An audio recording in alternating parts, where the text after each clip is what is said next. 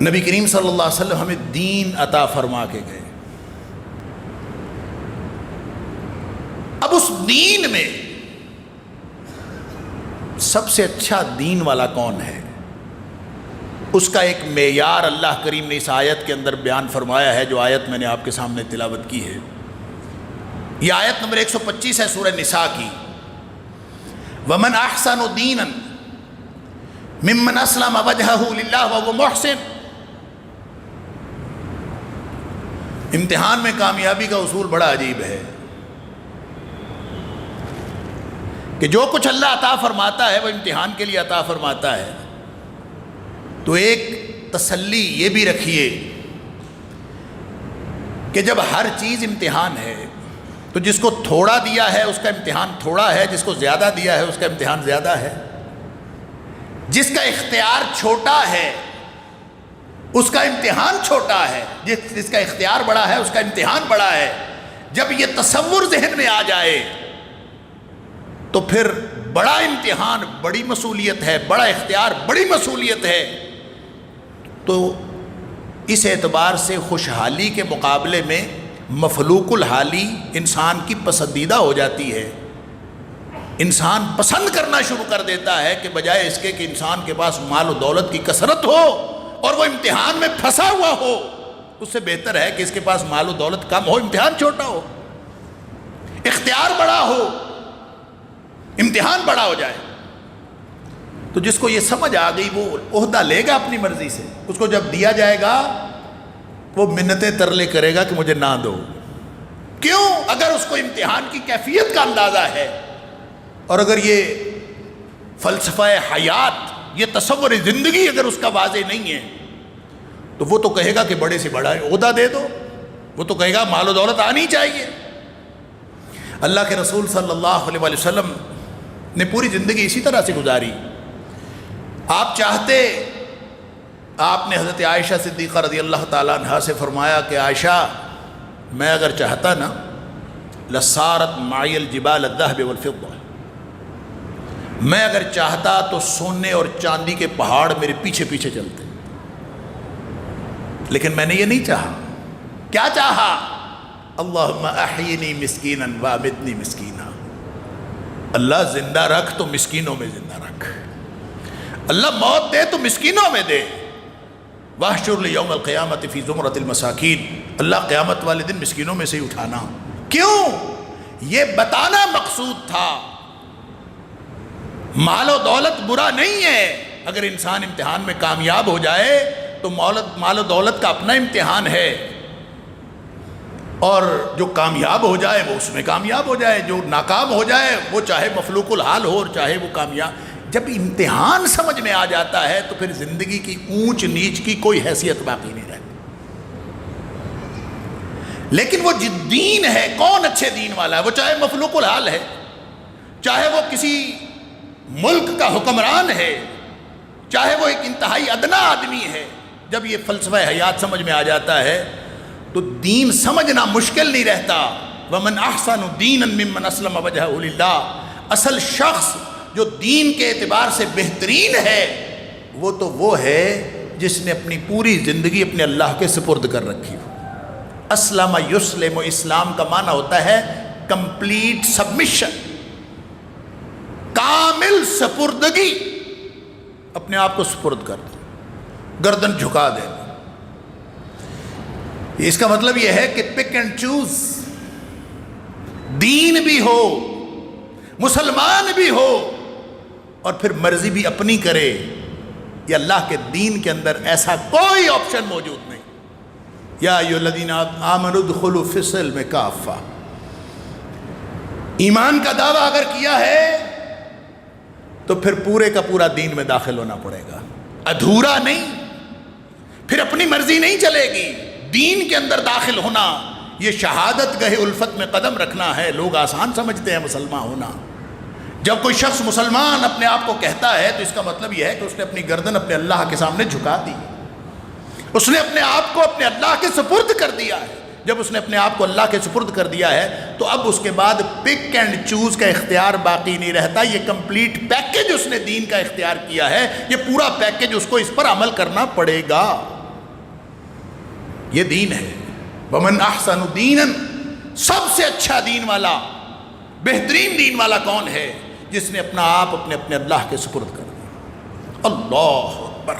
ممن اسلم وجہہ للہ، اپنی ذات اپنے اللہ کے سپرد کر دی، جھکا دی گردن. وہو محسن، وہی محسن ہے، وہی محسن ہے. محسن بھلا کون ہوتا ہے؟ ان اللہ یحب المحسنین. اللہ فرماتا ہے وَأَحْسِنُوا. اللہ اکبر. اس کا عام ترجمہ ہم سب کرتے ہیں نیکیاں کیا کرو، اللہ نیکی کرنے والوں کو پسند کرتا ہے. یہ ترجمہ غلط نہیں ہے، ٹھیک ہے ترجمہ، کیونکہ حسنہ نیکی ہوتی ہے، اور کوئی شخص اگر نیکی کرے تو اس کو محسن کہا جا سکتا ہے کہ اس نے نیکی کی ہے. نیکی کرنے والا محسن ہوتا ہے. ان اللہ یحب المحسنین. لیکن محسن میں اور عام نیکی کرنے والے میں تھوڑا فرق ہوتا ہے. یہ احسان سے ہے، وہی احسان جس کے بارے میں جبریل علیہ السلام نے آ کے نبی اکرم صلی اللہ علیہ وسلم سے پوچھا تھا اخبرنی عن الاحسان. اللہ کے رسول صلی اللہ علیہ وسلم مجھے احسان کے بارے میں بتائیے. نبی اکرم صلی اللہ علیہ وسلم نے کیا فرمایا تھا؟ ان تعبد اللہ کانک تراہ. ایسی کوئی سمبولک بات فرمائی، ایسی کوئی علامتی بات فرمائی جس کا دنیا میں وقوع پذیر ہونا ممکن ہی نہیں. کیا فرمایا؟ کہ محسن وہ ہوتا ہے، احسان یہ ہوتا ہے کہ اللہ کی بندگی اس طرح کرو جیسے تم اللہ کو دیکھ رہے ہو. اب اندازہ کرو، اللہ کو دیکھا جانا ممکن ہے؟ اللہ کو دیکھا جانا ممکن نہیں. لا تدرکہ الابصار وہو یدرک الابصار. اور فرمایا کیا جا رہا ہے؟ احسان کی ڈیفینیشن کیا دی جا رہی ہے؟ ان تعبد اللہ کانک تراہ. اگر آپ نے پرفیکشن حاصل کرنی ہے دین کی، اگر آپ نے دین کی تکمیل حاصل کرنی ہے، نقطہ کمال کو پہنچنا ہے، تو آپ کو زندگی ایسے گزارنی پڑے گی جیسے آپ اللہ کو دیکھ رہے ہو. بندگی کرتے وقت اللہ کو دیکھ رہے ہو. تو جو ناممکن ہے اس کو اچیو کیسے کیا جا سکتا ہے؟ جو ناممکن الحصول ہے. اللہ کو دیکھا جانا ممکن ہے؟ دنیا میں اللہ کو دیکھا جانا ممکن نہیں ہے. فرمایا اگر تم نہیں دیکھ سکتے اللہ کو فَإِنَّهُ يَرَاكَ. چلیں پھر یہ تو کم از کم ذہن میں تصور راسخ کیجئے کہ اللہ تمہیں دیکھ رہا ہے. تو یہ تو دوسرے درجے کی بات ہے. پہلے درجے کی بات کیا کہ اللہ کو دیکھ رہے. جب اللہ کو دیکھ رہے ہیں، اللہ مجھے دیکھ رہا نہیں، وہ تو ہے ہی، میں اللہ کو دیکھ رہا ہوں. اللہ کو دیکھا جانا کب ممکن ہے؟ یہ گویا ان اچیویبل ٹارگٹ ہے، ایک ناممکن الحصول وہ منزل ہے جس کے پیچھے ہمیں لگا دیا ہے. کیوں؟ اس لیے کہ محسن وہ ہوتا ہے جو اپنے ہر کام کو بہتر سے بہتر کرتا جاتا ہے، اس کی ہر منزل اس سے آگے چلی جاتی ہے. اس کو امتحان کی زبان میں یوں سمجھ لیجئے کہ جس شخص نے، یہ بچے امتحان دیتے ہیں، ان کو بتایا جاتا ہے 40 نمبروں والا پاس ہے، یہ 33 نمبر. ہمارے دور میں 33 نمبر والا پاس ہوتا تھا، اب سنا ہے 40 والا پاس. کسی امتحان میں 50 والا پاس ہوتا ہے. کسی کو بتا دیا جائے کہ 40 نمبر والا پاس ہے اور وہ ٹارگٹ اپنا بنا لے 40 نمبروں کو، 2 ادھر سے آ جائیں گے، 3 ادھر سے آ جائیں گے، 4 ادھر سے، 40 ہو گئے. جو 40 نمبروں کو ٹارگٹ بناتا ہے وہ محسن نہیں ہے. پاس ہو جائے گا، محسن نہیں ہے. محسن وہ ہے جس کو پتا ہو کہ میرے 40 نمبر آ رہے ہیں پھر بھی محنت جاری رکھے.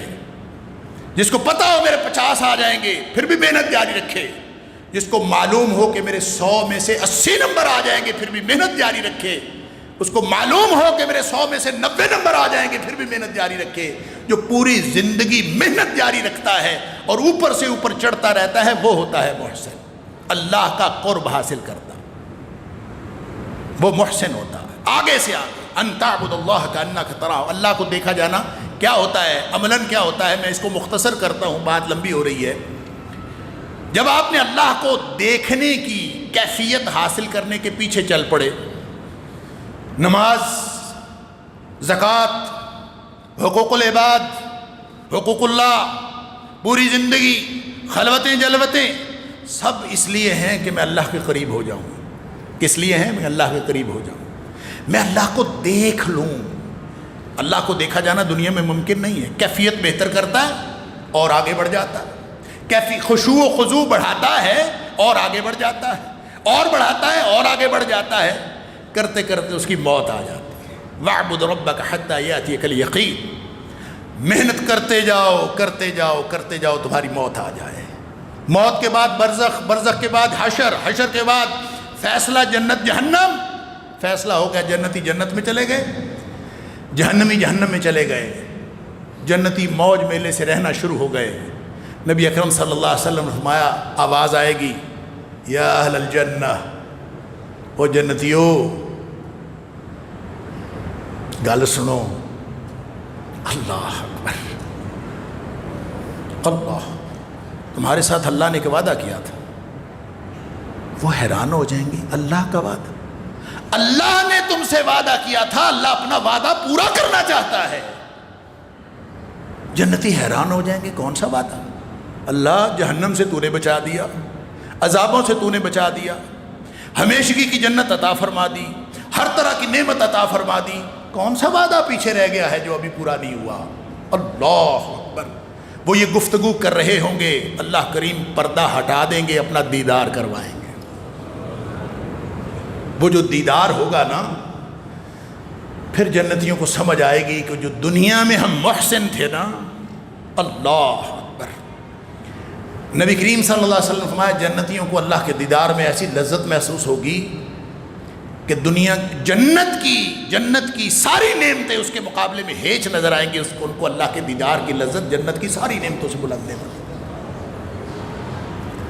وہاں جا کے سسٹم مکمل ہوگا، نظام امتحان، الذی خلق الموت والحیات لیبلوکم ایکم احسن عملا۔ یہ جو موت کو پہلے اور حیات کو بعد میں بیان فرمایا ہے، اس کے اندر بھی یہی حکمت ہے کہ موت ختم ہو جانی ہے، حیات ختم نہیں ہونی۔ موت پہلے ہے، زندگی بعد میں ہے۔ ہم جس زندگی کو جانتے ہیں، ہم جس نظام حیات کو سمجھتے ہیں، وہاں زندگی پہلے ہے، موت بعد میں ہے۔ اللہ فرماتا ہے موت پہلے ہے، زندگی بعد میں ہے۔ اور وہاں جب انسان جنت میں چلا جائے گا، پھر ہمیشہ کی زندگی ہے، وہاں جا کے سسٹم مکمل ہوگا تو کیا ہوگا؟ اللہ کا دیدار ہوگا۔ ان تعبد اللہ کأنک تراہ، اس منزل کو اے مسلمان سامنے رکھ اور آگے سے آگے بڑھتا جا، تو محسن ہو جائے گا۔ تیرا اللہ تجھے جو کہے تو کرتا جا، اللہ کے قرب کے لیے واسجد واقترب، تو سجدے کر، اللہ کے اور قریب ہو جا۔ سجدے میں انسان بالکل سب سے زیادہ پستی کی حالت میں ہوتا ہے، یعنی اس سے بڑی فزیکلی، عملی طور پر، جسمانی طور پر کوئی پستی کی حالت نہیں ہو سکتی کہ انسان اپنی پیشانی زمین پر رکھ دے۔ لیکن یہ پستی اس عروج میں، اس بلندی میں کردار ادا کرتی ہے۔ نبی اکرم صلی اللہ علیہ وسلم نے فرمایا کہ انسان اللہ کے سب سے زیادہ قریب اس وقت ہوتا ہے، اللہ وہو ساجد، جب وہ سجدے کی حالت میں ہوتا ہے، اس وقت اللہ کا قرب، اور قرآن بھی کہتا ہے واسجد واقترب، سجدے کر، اللہ کا قرب حاصل کر لے۔ لہٰذا کوئی ایک بات نہیں، پورا دین، جس نے دین پر عمل اس لیے کیا کہ میں نے اللہ کا قرب حاصل کرنا ہے، تو بس وہ آگے سے آگے بڑھتا رہتا ہے، اور اسی کو محسن کہتے ہیں، جس نے اپنا آپ اپنے اللہ کے سپرد کر دیا۔ ہم بڑے سیانے بنتے ہیں، اصل میں آپ، ہم سب سیانے ہیں۔ اللہ نے جو عقل امتحان کے لیے دی ہے، اللہ نے جو نفس امتحان کے لیے دیا ہے، جو اس قدر خطرناک ہے کہ قرآن کہتا ہے ان النفس لامارۃ بالسوء، اگر اس کی لگامیں ڈھیلی چھوڑ دے نا، یہ ہمیشہ برائی کی طرف لے کے جاتا، ایسی ایسی سکیمیں سجھاتا ہے بندے کو، اور ایسی یہ ہمیشہ برائی کی طرف لے کے جاتا ہے، الا ما رحم ربی، سوائے اس نفس کے جس کے اوپر اللہ کی رحمت ہو جائے۔ کنٹرول کرنا پڑتا ہے، وگرنہ تو یہ لے جائے گا۔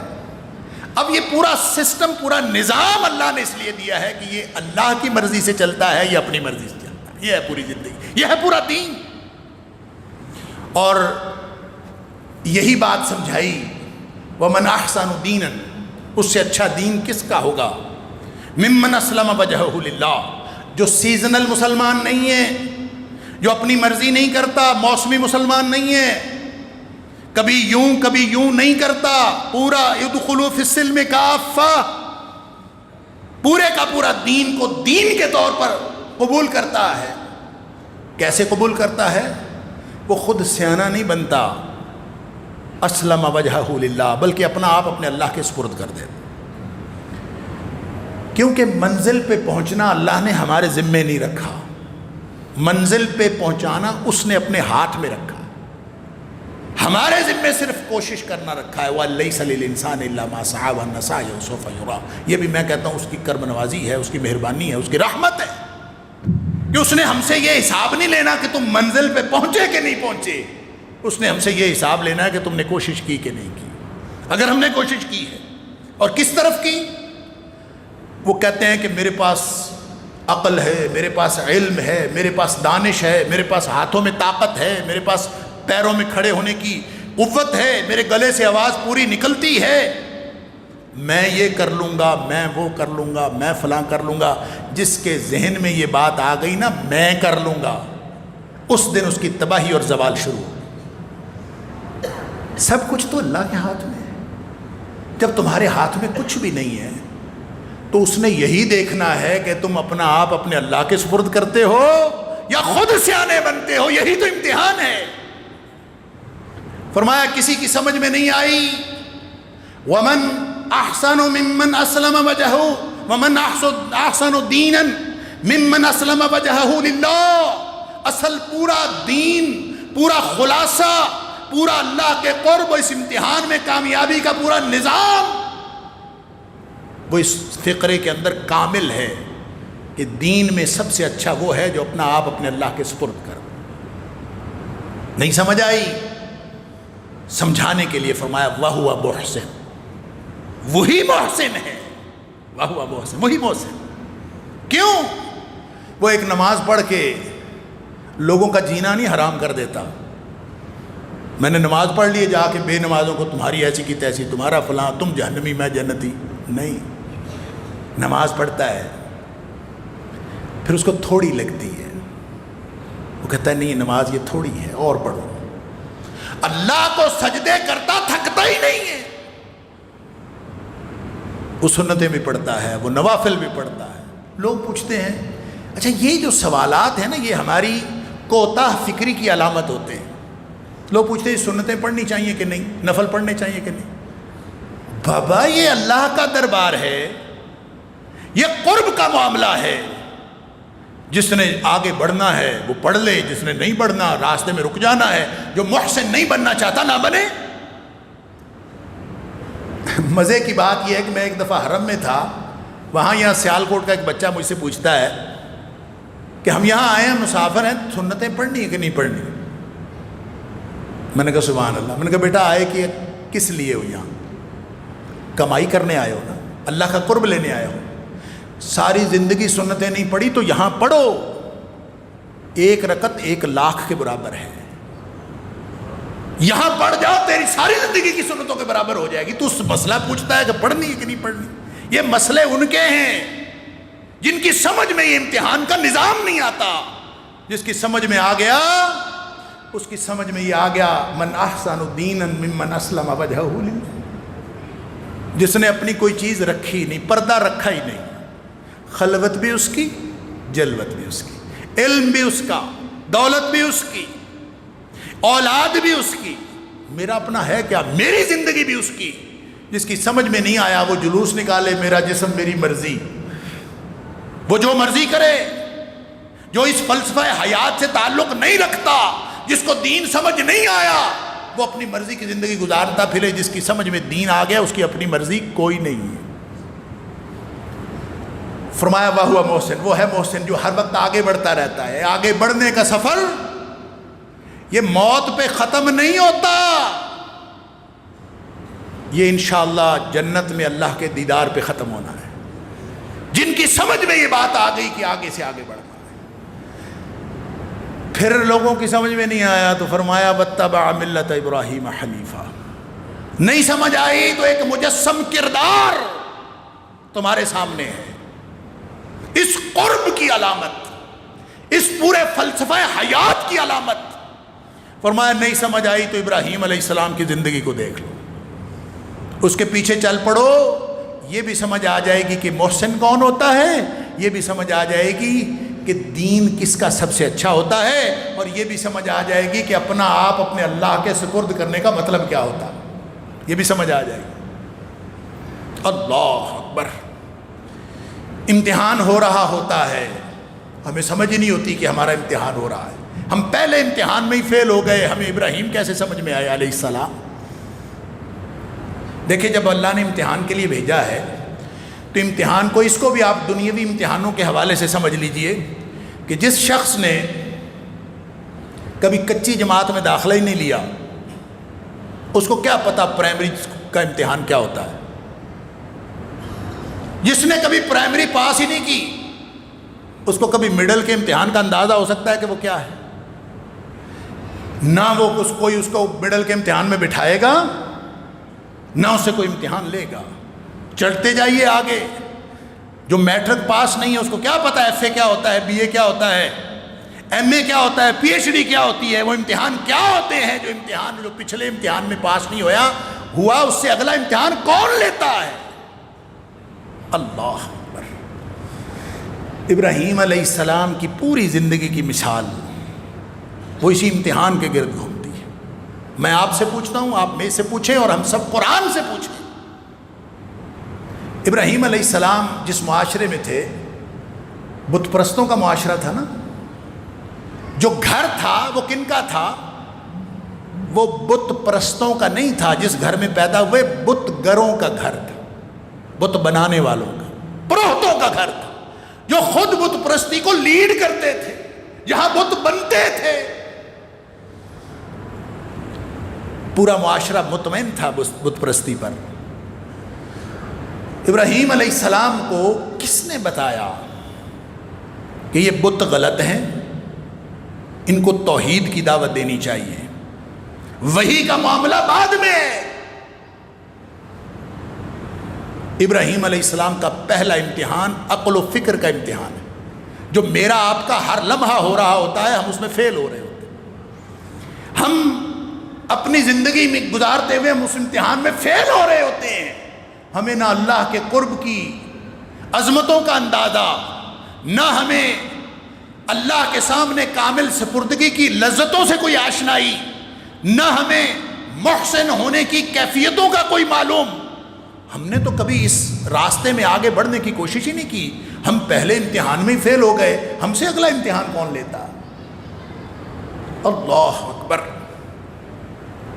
جو پہلا امتحان ابراہیم علیہ السلام کا ہوا, انہوں نے کیا کہا تھا؟ قرآن بتاتا ہے, سوال کیا تھا.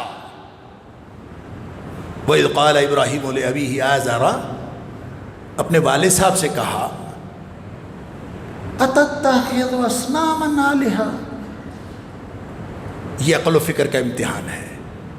خود سوچا یہ ہاتھوں سے بنائے ہوئے پتھر کے صنم یہ خدا کیسے ہو سکتا؟ کیوں؟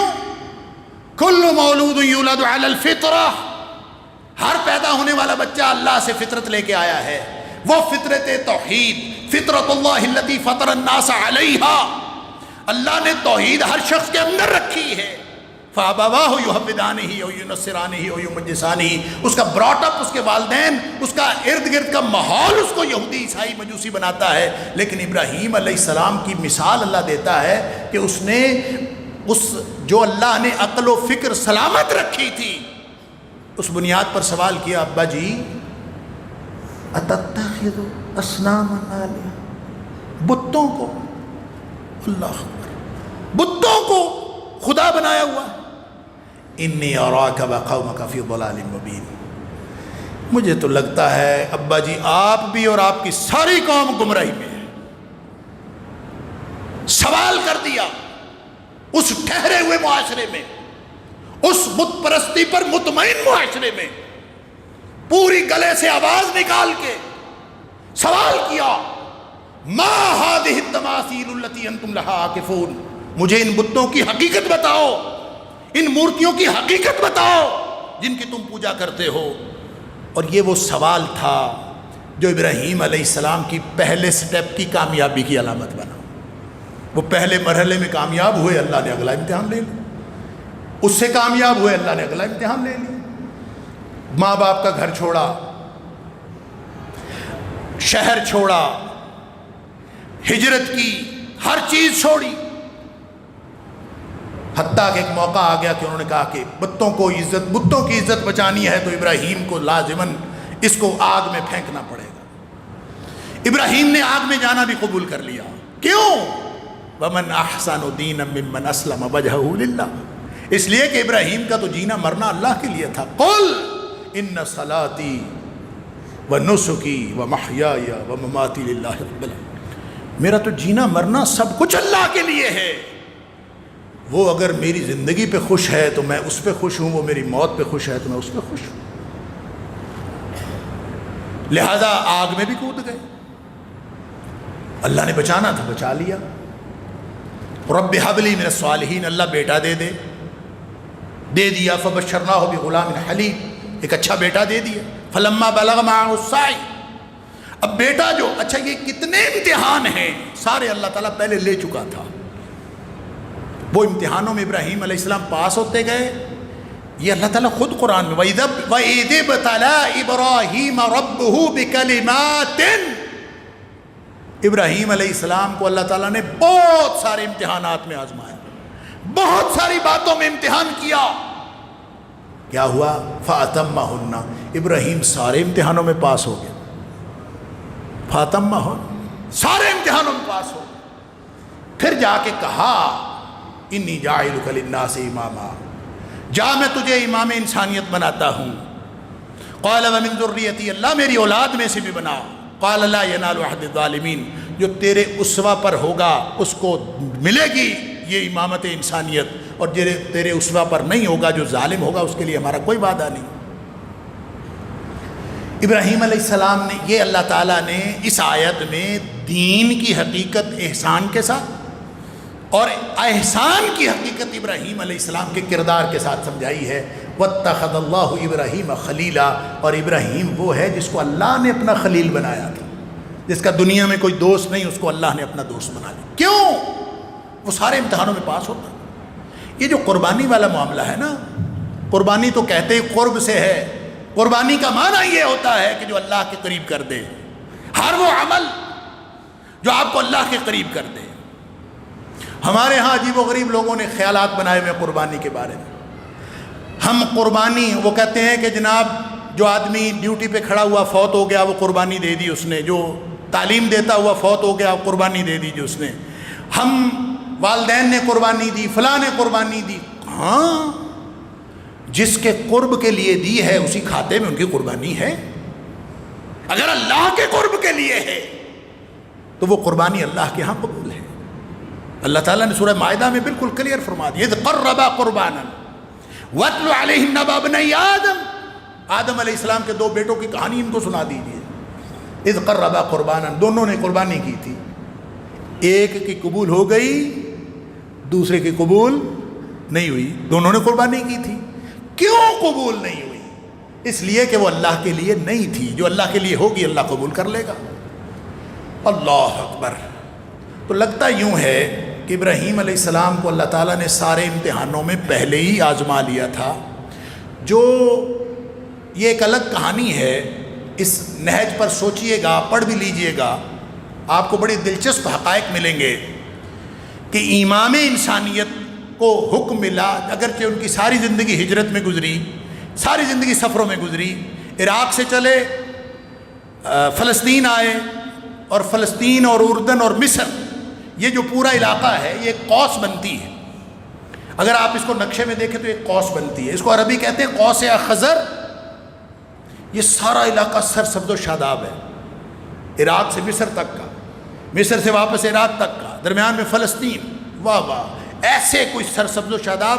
اور یہ اللہ جانتا ہے کہ یہ پہلے سے سرسبز و شاداب تھا تو ابراہیم علیہ السلام نے ہجرت کی، یا ابراہیم علیہ السلام کی ہجرت کی وجہ سے سرسبز و شاداب ہو گیا، یہ اللہ جانتا.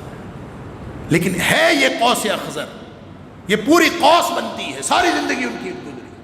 لیکن جب مکہ آنے کا حکم ہوا نا، مکہ جاؤ،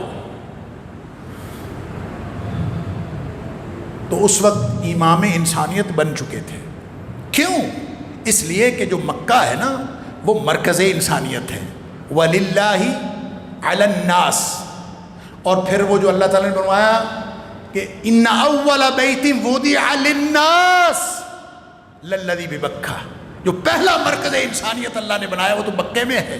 لہٰذا امام انسانیت وہ عراق پھرتا رہے، وہ اردن پھرتا رہے، وہ فلسطین پھرتا رہے، وہ مصر پھرتا رہے، امام انسانیت مرکز انسانیت میں نہ آئے، یہ کیسے ممکن ہے؟ اور امام انسانیت اس وقت بنے ہیں جب سارے امتحانوں میں اللہ نے آزما لیا ہے.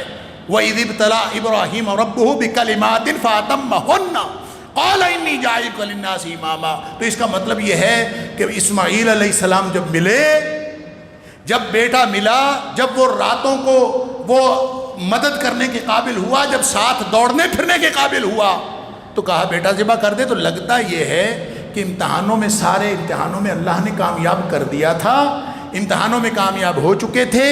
یہ بعد میں خواب دکھایا ہے. قرآن نے یہی تو بتایا. آپ اس کے اسلوب کو دیکھیں قرآن کے.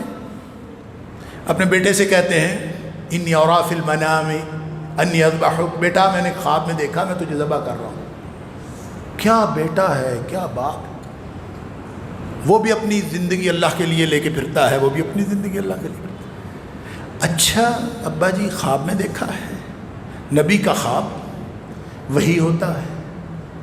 یا ابت افعل ما تؤمر. ابا جی آپ کو اللہ کی طرف سے حکم ہوا ہے، وہی کریں جس کا حکم ہوا ہے، وہی کریں جس کا حکم ہوا ہے. اللہ اکبر. میرے آپ کے جیسا ہوتا جس کو جانور قربان کرنے کے لیے 1000 بہانے بنانے پڑتے ہیں، وہ بیٹا قربان کرنے کے لیے کیا کچھ نہ کرتا. جس سے پوچھا جا رہا ہے، مشورہ لیا جا رہا ہے، جو مشورہ دے رہا ہے ابا جی کر گزریے، وہ کسی اور کے ذبح ہونے کا مشورہ نہیں دے رہا، وہ اپنے ذبح ہونے کا مشورہ دے رہا ہے. یا ابت افعل ما تؤمر، ابا جی کر گزریے.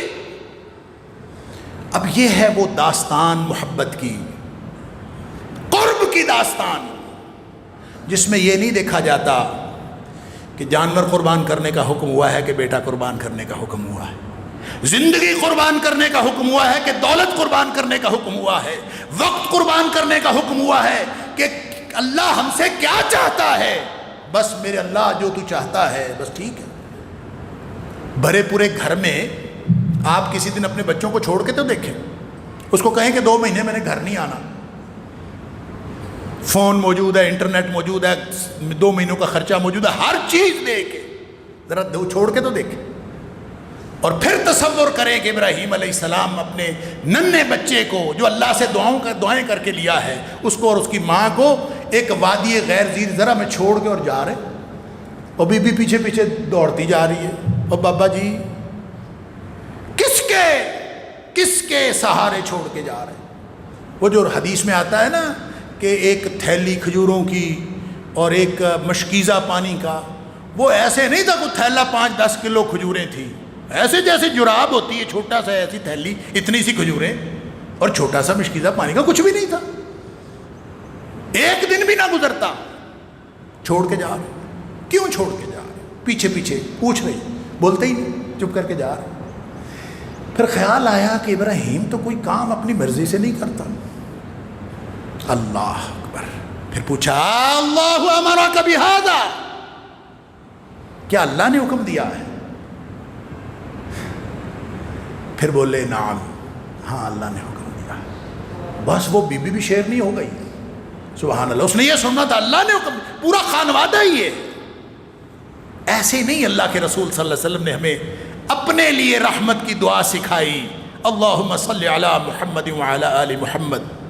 تو ساتھ ابراہیم اور آل ابراہیم کا حوالہ دے دیا کہ اللہ جس طرح ابراہیم اور آل ابراہیم پر رحمتیں کی، اسی طرح محمد اور آل محمد پر رحمت. اور یہ بھی کچھ لوگوں کو غلط فہمی ہے کہ آل ابراہیم میں شاید آج کے دور کے یہودی اور عیسائی شامل ہیں. قطعاً شامل نہیں ہیں. یہ نسل کی بات نہیں ہے، یہ پیروکار ہونے کی بات ہے. آل وہ ہوتی ہے جو اس کے پیچھے چلے. اس لیے کہ نوح علیہ السلام کا بیٹا ان کی آل میں نہیں تھا، انہ لیس من اہلک، اور فرعون جو لا ولد تھا، جس کی اپنی کوئی اولاد نہیں تھی، اللہ تعالیٰ نے آل فرعون کی بات کی، کذاب آل فرعون، فرعون کی آل تھی، نسل تو اس کی نہیں تھی۔ اس کا مطلب یہ ہے آل پیروکاروں کی ٹیم کو کہتے ہیں، امت کو کہتے ہیں، نسل کو نہیں کہتے۔ لہذا کوئی ابراہیم علیہ السلام کی نسل سے ہو، کوئی تعلق نہیں ہے آل ابراہیم کے ساتھ اس کا، جب تک کوئی ابراہیم علیہ السلام کی ملت کی پیروی نہ کرے۔ تو بہرحال کہنے کی بات یہ ہے کہ میں اور آپ شکر کریں کہ اللہ نے ہم سے بیٹوں کی قربانی نہیں مانگ لی، ہم شکر کریں۔ صرف جانوروں کی قربانی کر کے اللہ تعالیٰ فرماتا ہے وَتَرَكْنَا عَلَيْهِ فِي الْآخَرِينَ، ہم نے بعد میں آنے والوں کے لیے اس کو چھوڑ دیا۔ ہوا کیا؟ بیٹے کو کہا کہ اللہ نے مجھے یہ میں نے خواب میں دکھایا ہے کہ میں تمہیں ذبح کر رہا ہوں۔ بیٹا کہتا ہے کہ ٹھیک ہے، جو حکم ہوا ہے کر دیتے ہیں۔ فلما اسلم، وہی اسلام ہے۔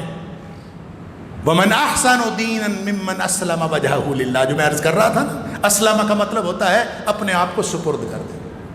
فلما اسلم، دونوں نے اپنے آپ کو اپنے اللہ کے سپرد کر دیا، دونوں مطیع و فرمانبردار، دونوں نے گردنیں جھکا دی۔ وَتَلَّهُ لِلْجَبِينِ، اس کو لٹا لیا۔ اللہ اکبر، نہ بیٹا بولا نہ باپ بولا، کون بولا؟ وَنَادَيْنَاهُ أَن يَا إِبْرَاهِيمُ، اللہ فرماتا ہے ہمیں بولنا پڑا، ابراہیم قد صدقت الرؤیا۔ معنی کیا ہے مفسرین سے پوچھیے گا۔ مجھے یوں لگتا ہے کہ امتحانوں میں تو پاس پہلے ہی ہو چکا تھا، اب اللہ فرماتا ہے کہ ابراہیم تو کیسا آدمی ہے، تو نے خواب بھی سچا کر دکھایا۔ امتحانوں میں پاس ہونے کے بعد میں نے تجھے خواب دکھایا، تو نے خواب بھی سچا کر دکھایا۔ اللہ اکبر، پھر اللہ نے سرٹیفکیٹ دیا، ان ھذا لہو البلاء المبین، ابراہیم امتحان بہت ہی اوکھا تھا، تو اس میں بھی پاس ہو گیا۔ اللہ کا قرب ایسے نہیں ملتا۔ میں اور آپ تو خوش ہوں اور شکر کریں اللہ کا کہ اللہ نے ہمیں قربانیاں، یہ جانوروں کی قربانی کر کے ابراہیم علیہ السلام کی ملت کی پیروکار بنا دیا ہے۔ وگرنہ اگر بیٹوں کی قربانی مانگ لی ہوتی، اللہ اکبر، تو جس نے دیے ہیں وہ مانگ سکتا ہے، جو ابراہیم سے مانگ سکتا ہے۔ اگر ہم اس کی طرح امتحانوں میں پاس ہوں، وہاں پہنچے تو وہ والا امتحان لو۔ جس پی ایچ ڈی پہ ابراہیم پہنچا تھا، ہم پہنچے ہی نہیں ہیں، ہم تو چھوٹے چھوٹے امتحان دینے والے ہیں۔